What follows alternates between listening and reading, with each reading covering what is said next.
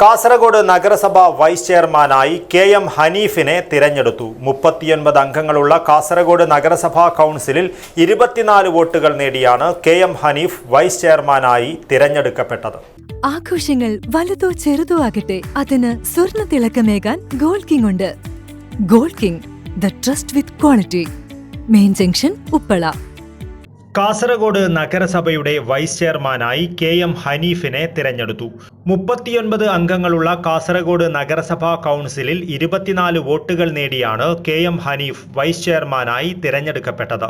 എതിർ സ്ഥാനാർത്ഥിയായ ബി.ജെ.പിയിലെ രവീന്ദ്ര പൂജാരിക്ക് 12 വോട്ടുകളാണ് ലഭിച്ചത്. 2 സ്വതന്ത്രരുടെയും ഒരു LDF കൗൺസിലറുടെയും വോട്ടുകൾ അസാധുവായി.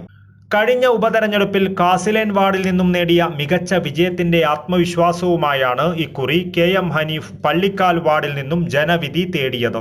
മികച്ച ജനപിന്തുണയുള്ള നേതാവായതിനാൽ തന്നെ പള്ളിക്കാൽ വാർഡിൽ നിന്നും കാസർഗോഡ് നഗരസഭയിലെ ഏറ്റവും ഉയർന്ന വോട്ട് നേടിയാണ് ഹനീഫ് ഇക്കുറി വിജയിച്ചത്.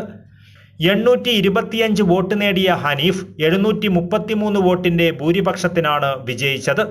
തെരഞ്ഞെടുപ്പ് നടപടിക്രമങ്ങൾ പൂർത്തിയായതോടെ കെ.എം. ഹനീഫ് കാസർഗോഡ് നഗരസഭ വൈസ് ചെയർമാനായി ചുമതലയേറ്റു. കാസർഗോഡ് നഗരത്തിന്റെ വികസന പദ്ധതികൾക്കും ജനകീയ പ്രവർത്തനങ്ങൾക്കും പ്രാമുഖ്യം നൽകിയായിരിക്കും പുതിയ ഭരണസമിതി പ്രവർത്തിക്കുകയെന്നും ജനകീയ നേതാവായ കെ.എം. ഹനീഫിന്റെ വൈസ് ചെയർമാനായുള്ള സാന്നിധ്യം നഗരസഭാ ഭരണത്തിന് പുതിയ കരുത്ത് നൽകുമെന്നും UDF നേതാക്കൾ വ്യക്തമാക്കി. 39 അംഗ കാസർഗോഡ് നഗരസഭയിൽ ഇത്തവണ മൃഗീയ ഭൂരിപക്ഷം നേടിയാണ് മുസ്ലിം ലീഗിന്റെ ചിറകിലേറി UDF അധികാരത്തിലെത്തിയത്. കാസർഗോഡ് നഗരസഭയിലെ നിലവിലെ UDFന്റെ അംഗബലം 24 ആണ്. News bureau, Kasaragod.